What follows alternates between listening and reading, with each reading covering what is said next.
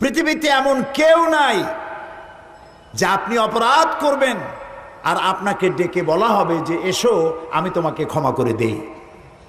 এরকম কেউ কি বলবে? বলেন। আমরা যদি আমাদের বাপের সাথে বেয়াদবি করি, আল্লাহ না করুক মায়ের সাথে বেয়াদবি করি, মা বাপ কি বলবে যে আয় বেটা তোরে মাফ করে দেই, আয় মাপ চা, মাফ করে দেব? বলবে?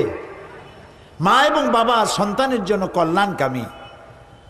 মা বাবা মনে মনে এটা ফিল করেন, ছেলেটা যদি এত বড় বেয়াদবি করলো, যদি মাপ চাইতো মাফ করে দিতাম, এটা ফিল করেন, কিন্তু মুখ খুলে বলবেন না যে আয় মাফ করে দেই। আকাশ আর জমিনে একমাত্র সত্তা যার নাম আল্লাহ রব্বুল আলামিন।